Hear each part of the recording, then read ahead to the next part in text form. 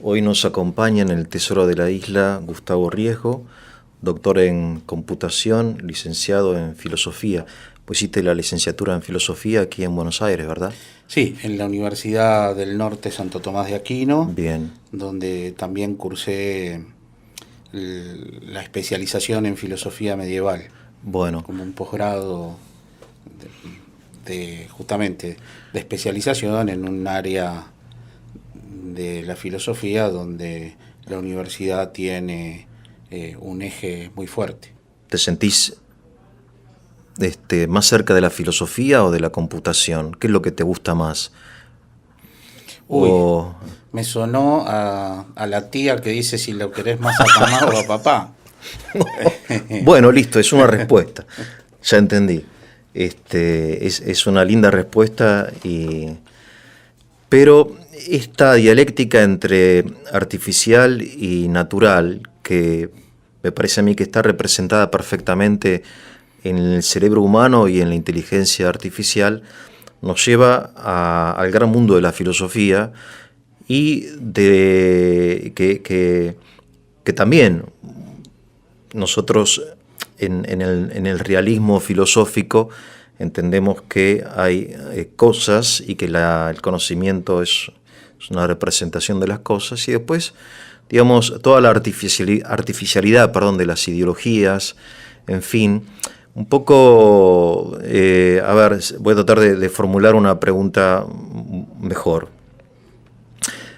En la actualidad, el hombre de hoy siente un cierto como desprecio o mira con orgullo y con desprecio hacia lo que se llama la Edad Media, ¿no?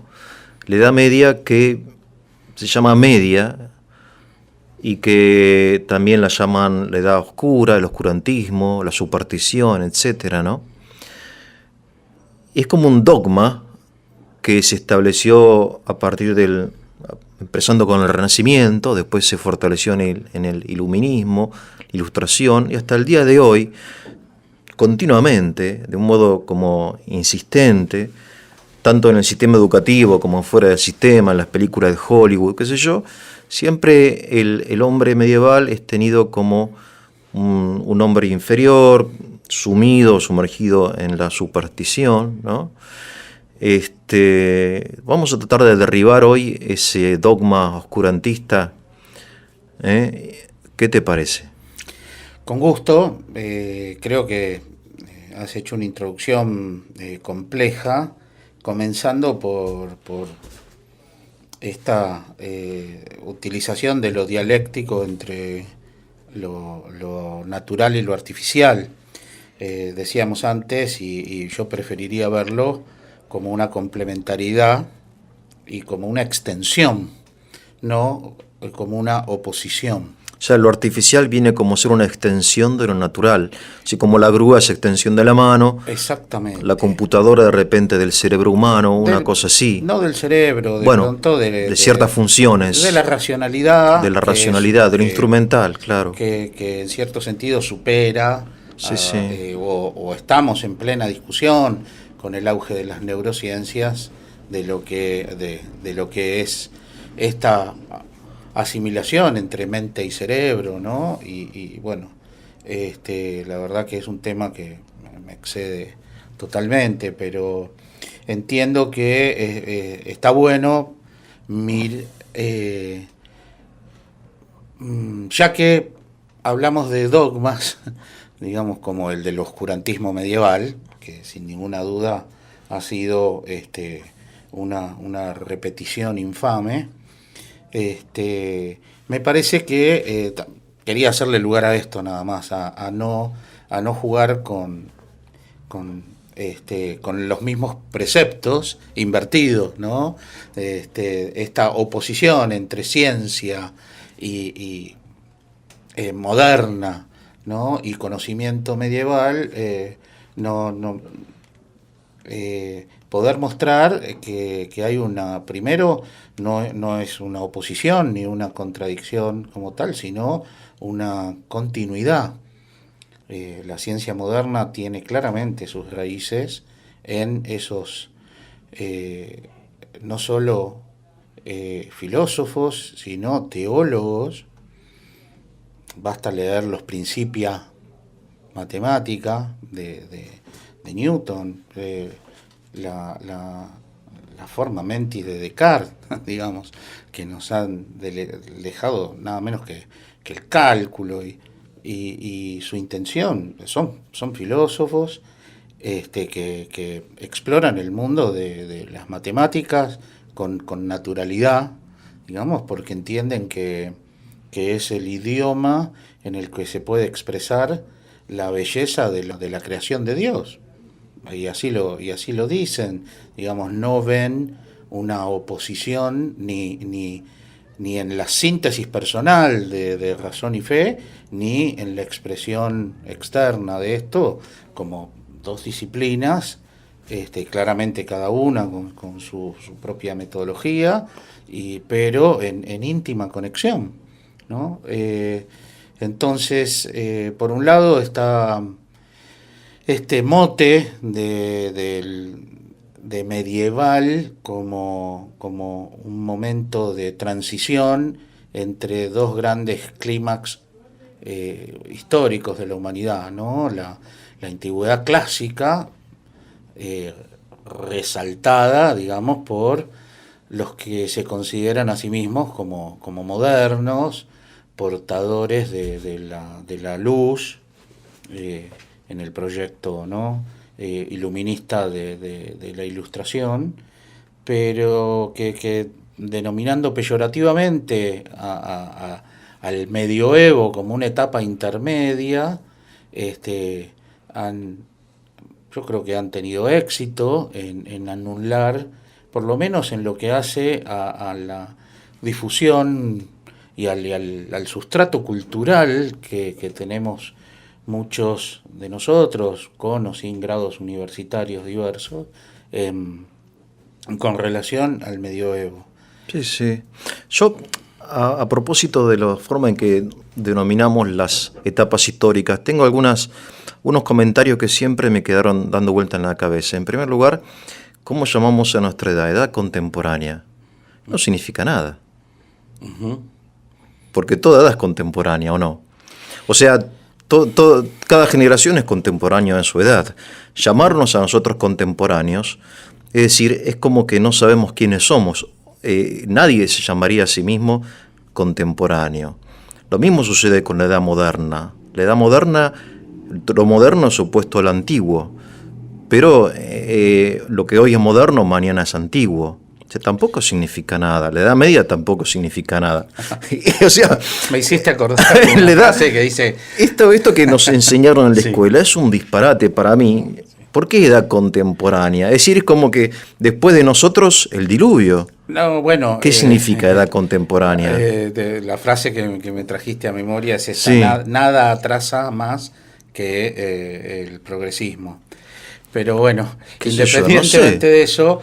Me parece que hay dos dificultades aquí para señalar. La primera, muy real, que es necesario tomar distancia, y eso es lo que no podemos hacer nosotros de nosotros mismos, y que quiere como sociedad, muy probablemente, así como hoy se está hablando, bueno, esta es la revolución del conocimiento, de la informática, quizás dentro de 500 años, tomando esa perspectiva, quien haga la periodización histórica del momento diga el comienzo del siglo XXI fue la edad de la alienación. De la alienación. Quizás, digamos, Sí, no lo estoy empujando. Sí, nos van a llamar de otro modo, no contemporánea. Pero en cierto sentido se necesita tener una distancia para poder captar esta gestalt, si se quiere, en conjunto y etiquetarla con todos los defectos que tiene la etiqueta. Claro, pero la diferencia está en que al hombre medieval vos le preguntabas quién sos, en qué época vivís. Yo soy cristiano, vivo en la cristiandad. Nosotros no podemos decir nada más que somos de edad contemporánea, porque ellos se definirían de algún modo en relación a una religión, una fe, a un culto, a un sentir de la vida, digamos, ellos se identificaban con algo. Nosotros, ¿con qué nos podemos identificar? Boca. Boca Junior. Puede ser. No, no es mi caso, pero bueno, se me ocurrió mi caso. para tratar de, pero de generar una causa común transversal. Sí. Pero sí entiendo lo que decís. La democracia sería, o alguna cosa así, los derechos humanos. Sinceramente no lo sé. Sinceramente bueno, está bien. Sí podría aportarte como un atisbo de que hay ese autorreconocimiento como portadores de la verdad en oposición del oscurantismo, es sí una pretensión del hombre autónomo del proyecto iluminista, que claramente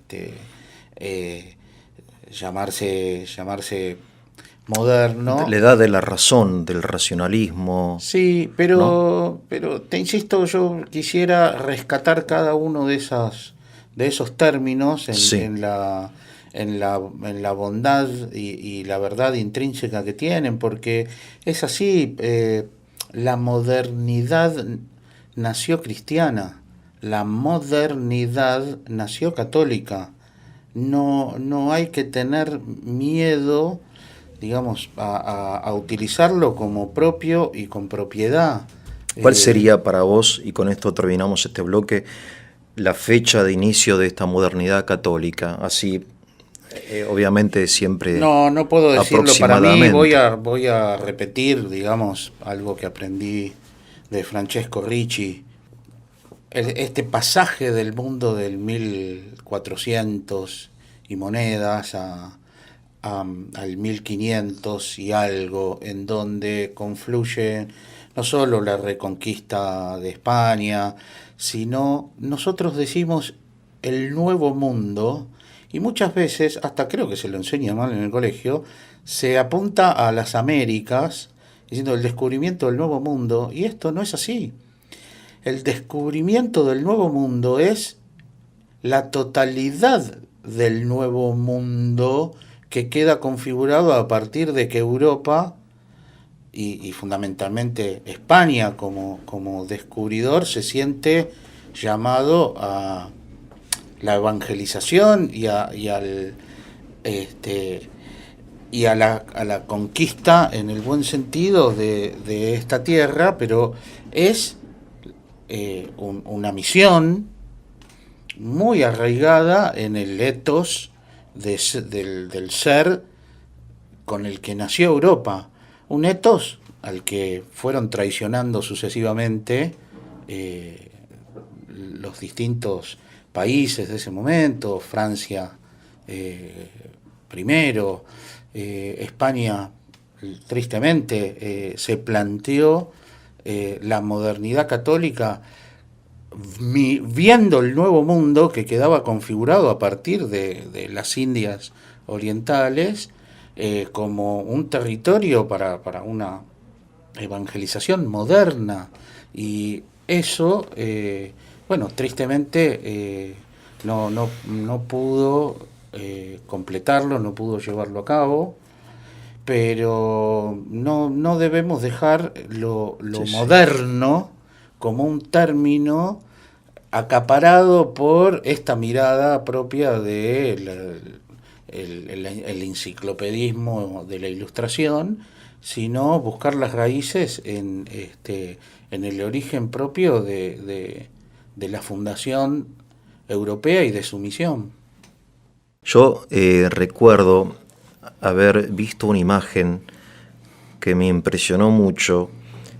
Se trata del ritual de la adoración a la diosa Razón, que instituyeron inmediatamente después de la Revolución Francesa, en los primeros años, ¿no?, de revolucionarios, y que vino a reemplazar el culto a cristiano, ¿no? Y de hecho se consagró en la Catedral de Notre Dame de París, nuevamente el altar a la diosa razón y se hacían ceremonias con la participación de los parisinos. Y se le rendía culto a lo que yo entiendo es algo instrumental, que la razón es buena, pero que es instrumental. Por eso te lo propongo en el sentido de que la razón para mí es como un martillo o como una aspiradora. Puedes decirme, no, Eugenio, estás equivocado. Pero en el sentido de que es rendirle culto a la razón, es rendirle culto a una parte del hombre, y que no es la parte superior ni la más digna, que para mí es el corazón. El corazón entendido como una inteligencia luminosa, como como lo profundo del hombre, ¿no? Y de esa profundidad del hombre, ¿no? Donde nace el amor, donde nace la fe, la esperanza, qué sé yo. Después hay un instrumento invisible que es la razón. Esa es mi antropología. Uh-huh. Y digo porque no, quizá no sea ni muy tomista. Y después se transforma en cosas artificiales, ¿no? La razón es la que crea la computadora, la que crea el avión, lo que crea este micrófono. Entonces rendirle culto a la razón es más o menos como adorar un micrófono para mí.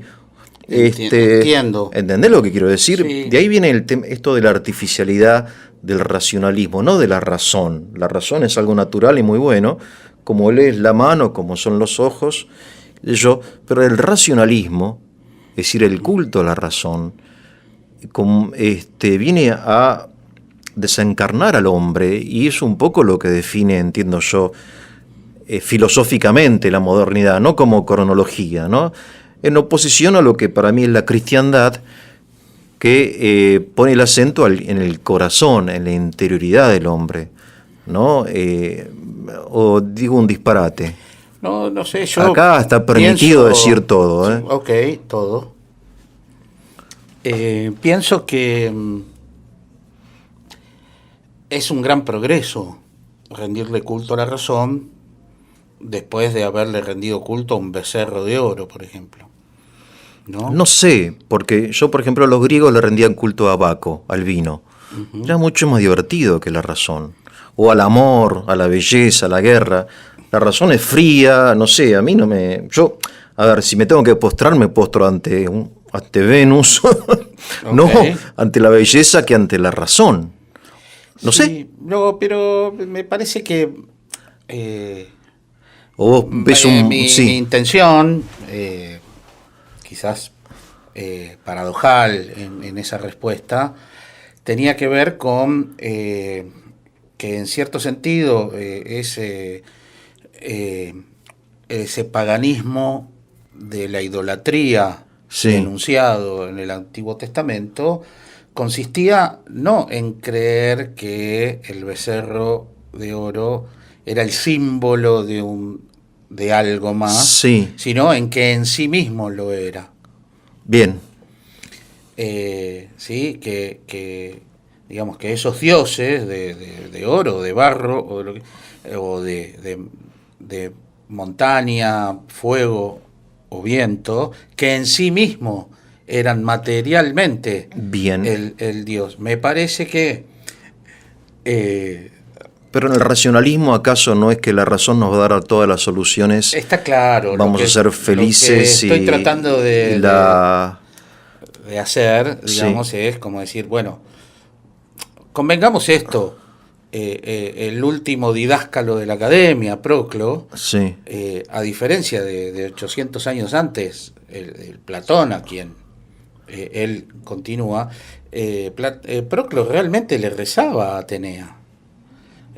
¿Por qué? Porque estamos ya casi con 3 siglos y medio de cristianismo, que rivalizando con la cultura helénica,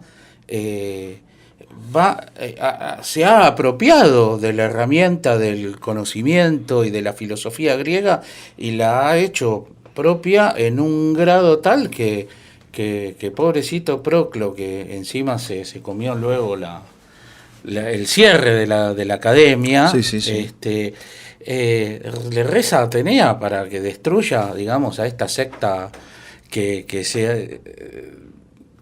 que se ha hecho tan creciente en la época del lugar, bueno, más después del edicto de Constantino, pero a lo que voy es a que lo que esos dioses Sí, de mitología sí, griega de un momento pasaron a ser dioses de teología, sí, de filósofos, algunos años después, unos cuantos cientos después, eh, desde una mirada en donde una vez que llega el cristianismo ya no se puede ser más pagano.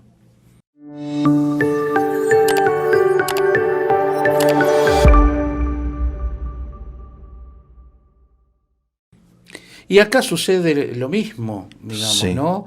Es decir, no hay forma de que esa nostalgia por el absoluto propia del hombre, sí, hablando del hombre en el sentido más total, no solo de las latitudes, sino de los tiempos, sí, esa nostalgia por el absoluto reclama una conexión, un religare, para el cual nosotros bien sabemos que el cristianismo no es una religión, sino es una manifestación, una teofanía, sí, digamos, de Dios, que habló de diversas formas y distintas al mundo, pero más a través de su Hijo Jesucristo. Pero independientemente de esto, es borrada la posibilidad de asumir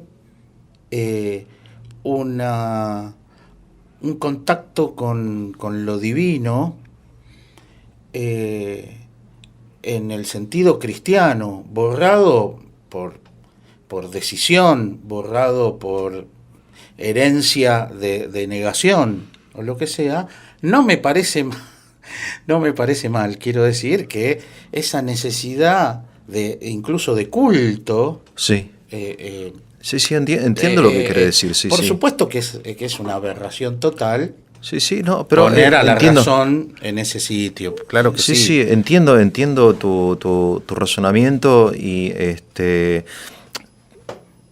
de acuerdo en lo que vos decís. Sin embargo, yo lo que venía a decir era lo siguiente, ¿no? Y siempre refiriéndome a aquella primera dialéctica entre lo natural y lo artificial. En este sentido, que la modernidad es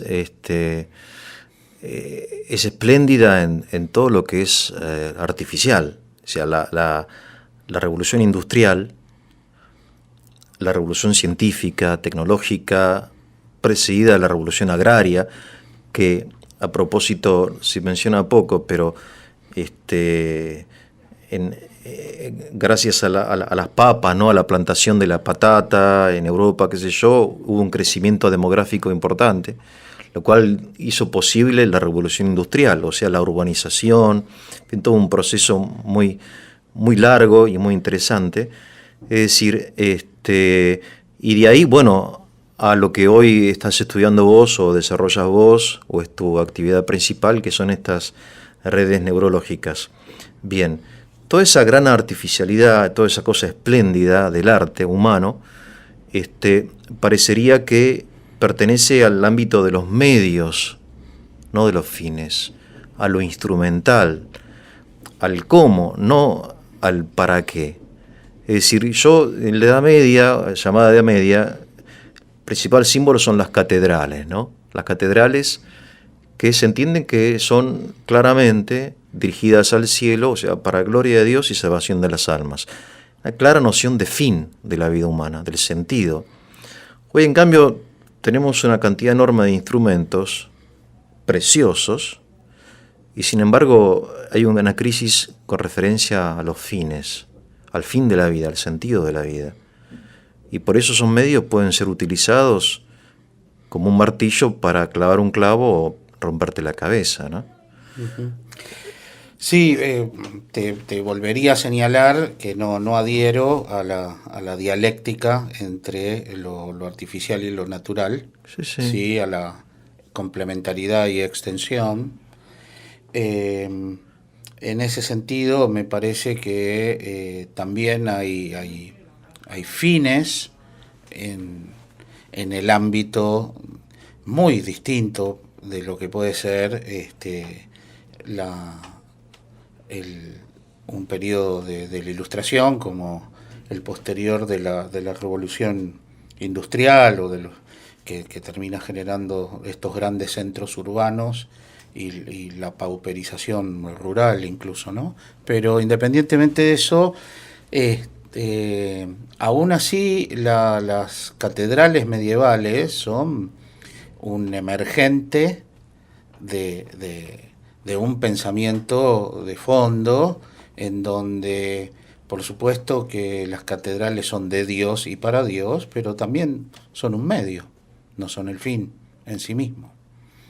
Nada más que, bueno, tenemos distintos, si se quiere, distintas jerarquías de medios, y esa es la gran dramaticidad de la existencia humana, ¿no?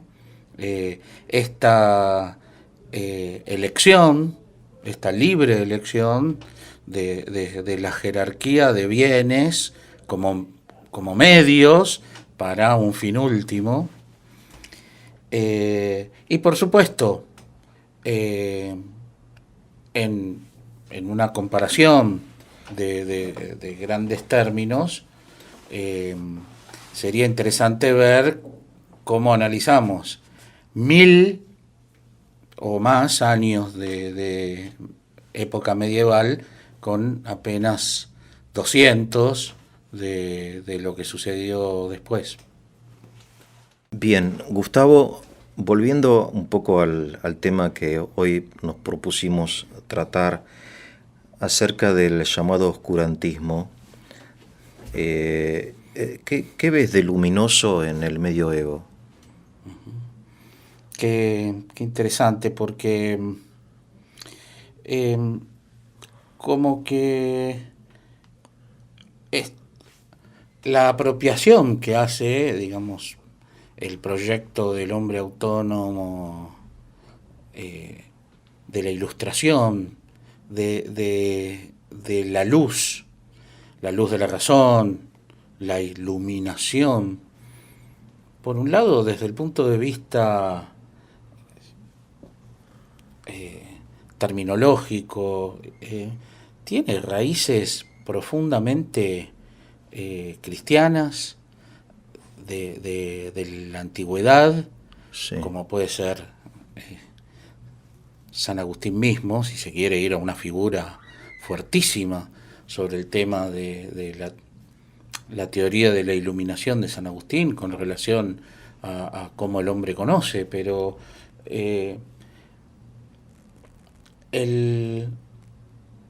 la catedral que mencionabas antes como emergente de la cultura cristiana del medioevo, en esa transición que va de la arquitectura románica sí, a la arquitectura gótica, justamente lo que hace es reflejar desde el punto de vista de la construcción del edificio por excelencia, que es el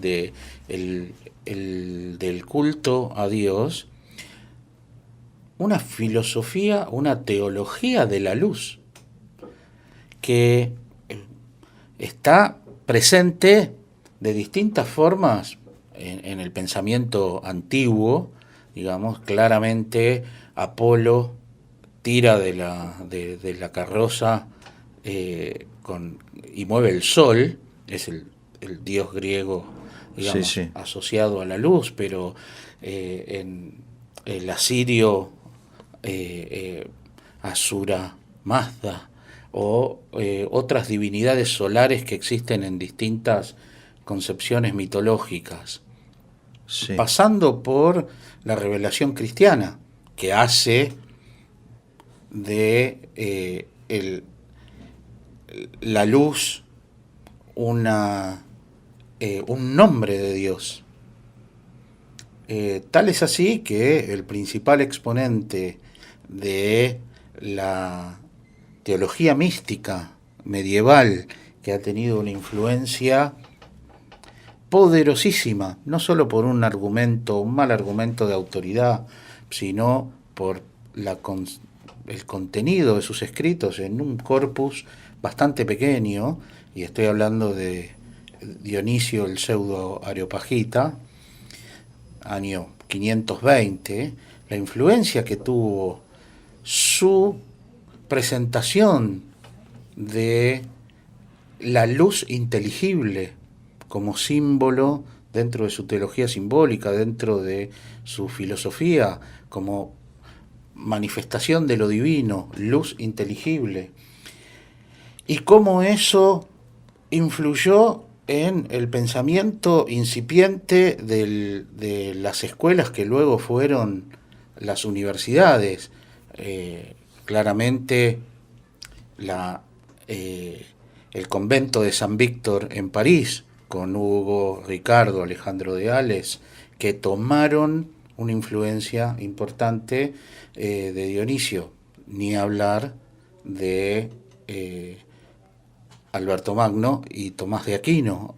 Alberto, que comenta dos obras importantes de Dionisio, como Los Nombres Divinos, donde en el capítulo 4 aparece claramente esta presencia de la luz inteligible, y también la teología mística. Tomás de Aquino, 9 años después de haber sido amanuense de su maestro Alberto en Colonia, donde anotó los comentarios de Alberto sobre los nombres divinos, hace lo propio y escribe un comentario sobre los nombres divinos, y claramente la estética de la luz de Dionisio se transforma en el comentario de Tomás en sentencias teológicas muy importantes.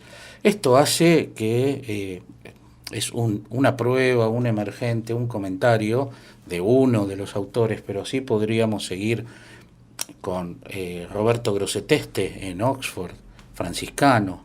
Estamos hablando del año 1200, ¿no? Donde ya la Universidad de París, la Universidad de Oxford comienzan a ser eje de el conocimiento en Europa. Claramente el tema de la luz en Grosseteste está encarado desde la óptica, desde la física, desde la cosmología. De hecho, tiene un libro que se llama De Luce, donde explica cómo la luz nace en el objeto estelar con un nivel de, si se quiere, de intuición, pero al mismo tiempo científico, muy interesante para la época. Insisto, con la aproximación óptica, pero al mismo tiempo la aproximación metafísica Sí, sí. sobre la luz. Dicho sea de paso, Grosseteste tradujo todas las obras de Dionisio al latín. Entonces, juntamos hacia prácticamente el fin del medioevo, comienzo del Renacimiento, por ejemplo, en la biblioteca de Nicolás de Cusa, traducciones de Dionisio que recorren casi 600 años, desde el Eriúgena, Juan Sarraceno, Grosseteste, Moerbeke y Ambrosio Traversari. Entonces, el Renacimiento no descubrió la luz y después fue tomada por la modernidad para hacerse paladín, la modernidad digo iluminista, paladines sí. De la luz de la razón. Esto está presente, digamos, ni hablar de los capadocios, ¿no?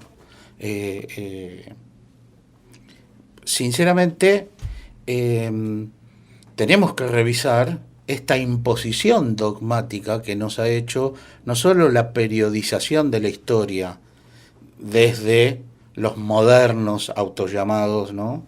Sí, modernos, considerando el medioevo de más de 1000 años de extensión. Todos hablamos de la caída del Imperio Romano a mitad del siglo V, pero Bizancio, Constantinopla continuaron casi 1000 años más. En el Oriente, que también ha quedado negado en este traspaso cultural por el cual la Ilustración en su enciclopedismo ha filtrado, ha etiquetado y ha hecho estas categorías desde las cuales la ciencia comienza con la revolución copernicana, cuando en realidad no solo hace falta mencionar a Francis Bacon, Nicolás de Oresmes, nombré antes a Guillermo Grosseteste, el mismo Alberto Magno, sus observaciones sobre, digamos, siguiendo a Aristóteles con su física, pero sobre las aves, sobre anatomía, que estamos hablando de 500 años de anticipación.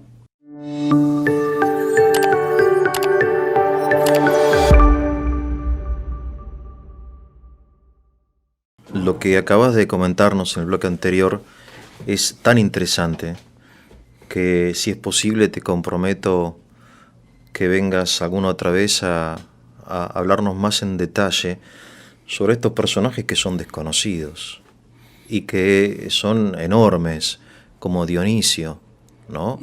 Y como Alberto y tantos otros que son parte de nuestra cultura. Me parece a mí que esta línea que vos marcás acerca de la luz es una línea muy interesante y que realmente es como una síntesis y te marca cierta continuidad entre lo que es el llamado medioevo y el Renacimiento y la Ilustración, ¿no? El iluminismo, digamos, si es que se puede hablar de un iluminismo cristiano. Perdón, ahí yo Sí, insistiría sí, con claramente no un iluminismo cristiano, o en todo caso el iluminismo cristiano sería el arte de la iluminación en los márgenes bien, de los copistas medievales que en sus abadías y en sus monasterios, mientras que la población de Europa se reducía a la mitad entre el año 500 y el 1000, motivo de las invasiones bárbaras que trajeron no solo la muerte por el enfrentamiento, sino también por las pestes que asolaron el territorio. Estos monasterios y abadías, como los benedictinos, por ejemplo, pero podemos dar ejemplos varios de gracias a este atesoramiento totalmente menospreciado por la Ilustración, ellos consiguieron los textos clásicos en sus distintas copias que sobrevivieron, porque los monjes oscurantistas supieron ver que ahí residía un tesoro cultural, un tesoro científico, un tesoro filosófico, teológico de la humanidad, en esos autores que se dedicaron a copiar y a enviar a caballo a otro monasterio, intercambiando manuscritos copiados para que se difundiera y se amonedara siglos de conocimiento. Y ni hablar de cómo, aún con algunas tergiversaciones en sus ediciones, los árabes hicieron eso. O sea, nosotros muchas veces rescatamos, digamos, la reconquista, por supuesto, de la cristiandad en España y cómo se pudo detener gracias digamos, a los príncipes de la posterior Polonia, el avance otomano, Viena, sí, defendiendo a Europa. Pero claramente, gracias a a Córdoba, a Bagdad, nosotros tenemos a los textos de Aristóteles filosóficos como la metafísica, que no estaban en el órganon de la lógica, que era lo que primero se conoció durante siglos, y entra en el alto en el alto medioevo, en la escolástica, este Aristóteles, que nos viene por los árabes. Sí, sí, sí. Entonces, me parece que, por un lado, volvía a este tema, la iluminación cristiana está en estos monjes copistas, y el iluminismo cristiano no existe si la modernidad cristiana, que supo reproponerse eso como un ethos. Antes mencioné a Ricci, pero podemos decir a Belloc o alguno de los autores que nos enseñaron que Europa nació no solo como una convicción en las Termópilas de que vale la pena morir por algo, digamos, claramente ese sentido fundacional que hizo que Europa no fuera una península asiática, porque geográficamente no es que los Urales la divide, ni que el Bósforo impide. Realmente lo que separó a Europa del resto del continente, del cual es un apéndice, es la decisión de que vale la pena morir para defender no un territorio, sino una idea, sino un modo de vida. Y eso sumado, como sustrato, sumado al sentido cristiano, es lo que consolidó una multitud de localismos, de lo más diverso que puede existir en un territorio tan pequeño como Europa. Lo podemos decir quizás nosotros de nuestras vastedades americanas, pero en ese sentido, ese sustrato le permitió crecer como una idea, como parece inmanentista esto, no sino como una experiencia cristiana. La cristiandad y Europa son una sola cosa. Dejado la cristiandad de lado, Europa se derrumba, que es lo que sucedió y lo que nosotros recogemos hoy, los tristes pedazos de este derrumbe europeo, y espero que no mayor todavía.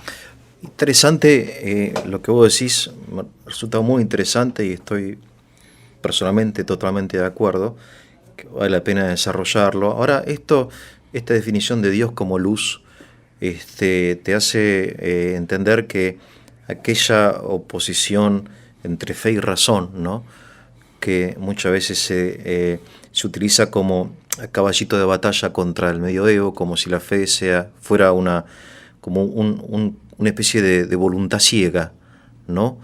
Es falso, porque la fe, entiendo, es participación.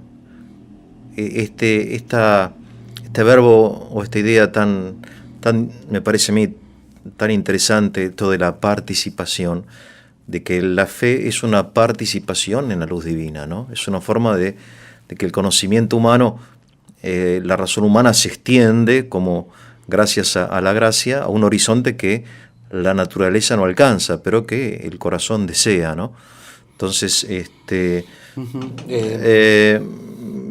la luz tiene como dos formas, ¿no? La luz de la razón, la luz de la fe, pero que en el fondo es la luz.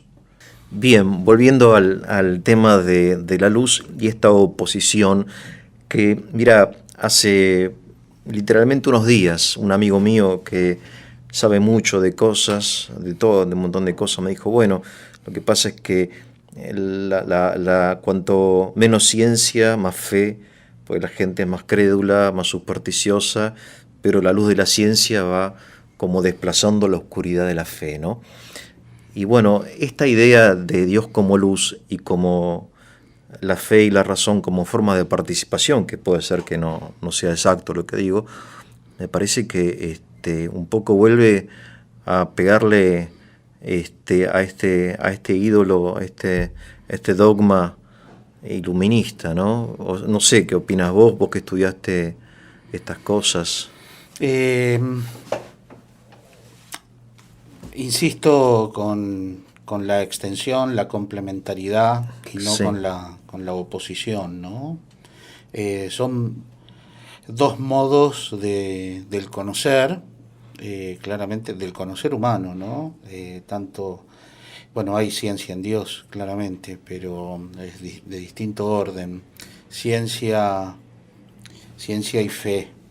En un Antes mencionabas la luz también, hay que entender estos usos de las analogías, ¿no?, que hacemos. Por un lado, cuando decimos Dios es luz, ego eimi to fos to cosmu, yo soy la luz del mundo. Pero esto tenemos que entenderlo en el símbolo que propone, en este caso el mismo verbo hablando de sí mismo. Eso lo dijiste en griego, ¿verdad? Sí, Ego eimi, tofos, tofos. cosmo, Tofos es la luz, ¿no? la luz del mundo. Tocosmos. Qué lindo, ¿no? Cosmo, porque Cosmo. del mundo. Sí. Qué lindo. Pero tenemos que entender el símbolo que propone. No estamos hablando de que por la mañana sale Dios, Sí, sí, y está claro, es no, este no. rayito bueno, pero digamos, Sí, me sí, parece sí. interesante entender los distintos niveles de analogía que utilizamos al entender la razón como luz, o cuando decimos iluminado por la razón, iluminado por Dios, Sí, Dios sí. es luz. Pero te hago, Entonces, aún la luz física, entiendo, ¿no? Lo que llamamos luz física sigue siendo un gran misterio, entiendo yo. O sea, es algo como entre lo material y lo inmaterial, la luz. Porque es algo que hace que las cosas son haciendo un hipervínculo, ¿no? Porque acá en el Tesoro de la Isla vamos de un lado para otro, ok. pero vos que estudiaste ciencia, sos científico, acerca de la luz, tampoco hay una definición, me refiero a esto Yo que salvaría hoy primero la palabra misterio, no la usaría. Bueno, está La bien. usaría con muchísimo Es respeto, verdad, eso justamente sí. porque el desconocimiento de algo que luego se descubre hace que eso no sea, ni haya sido, ni será misterio, Ahora ¿no? bien, Es un enigma, es un desconocido por distintos sentidos. pero como algo intermedio, supongo, entre lo material y lo inmaterial, no sé. No, porque Ah, no. en cierto sentido, digamos, el triste golpe que nos damos cuando nos llevamos por delante la pared, Sí, muy material, por cierto, en cómo la percibimos, sí. sobre todo cuando nos duele, no tiene su correlato en la estructura cuántica de esos átomos, donde el 0,00000 y un montón más de cero es vacío. Sin embargo, decías, che, podría atravesar este vacío, pero me lo estoy llevando puesto, ¿no? Me parece que digamos,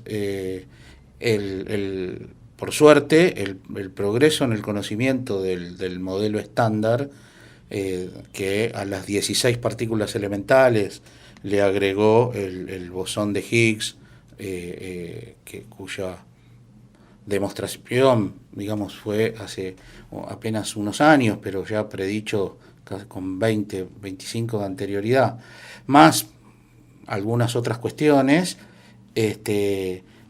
hacen que uno entienda que tenemos un comportamiento corpuscular y ondicular de la luz, en donde claramente el fotón carece de masa, pero es portador de energía.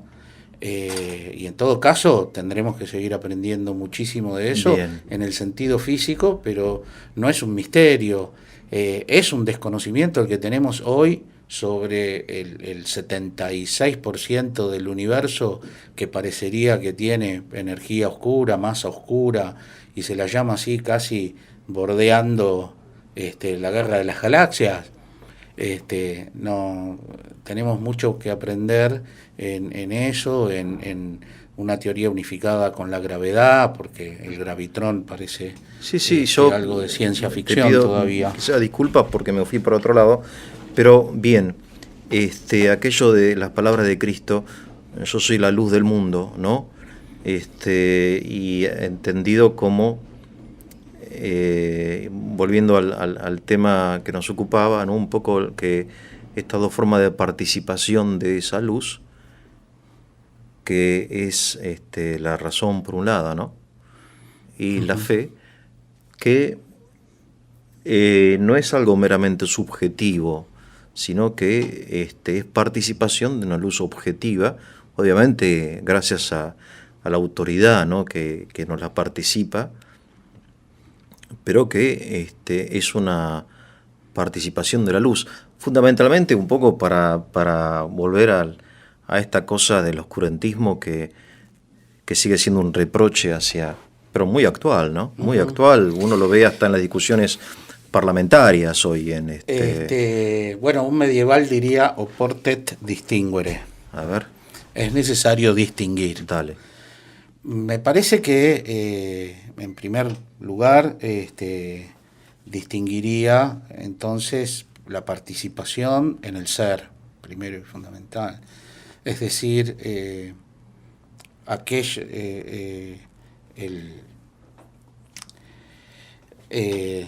el ser humano en su materialidad y en su forma,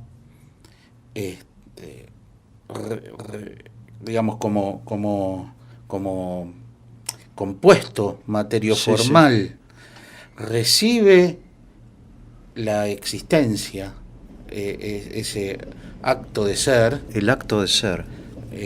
Ahí sí estamos hablando de la participación del único que es capaz de otorgar que algo sea. Eso es acto de ser, se dice, ¿no? Bueno, sí, nosotros decimos para el S, digamos, es como una buena traducción sería acto de ser. Bien. Pero no así, por supuesto que esta otra participación de Dios que crea el cosmos, crea las cosas naturales, desde una voluntad, por supuesto, una libérrima y amorosa de ponerlas en existencia, no recibimos el conocimiento de eso por participación. El hombre tiene la capacidad de percibir primero, y todo aquello que está en los sentidos va después al intelecto, de conocer por sí mismo, no de forma participada, la luz que hay como huella divina en las cosas, y esto es el realismo. Es poder captar, así como las esencias de las cosas no son desconocidas, diría Santo Tomás, ¿no? Quitas rei nobis sunt ignotas, pero al mismo tiempo tenemos la capacidad de, mediante la percepción, de conocer las cosas, no en su esencia última, pero sí ir conociendo una cierta acuidad de que y por supuesto que esta interiorización de la cosa es lo que se transforma en el concepto inmaterial a partir del cual funciona el intelecto como representación interna de la cosa, volviendo a la imagen percibida, pero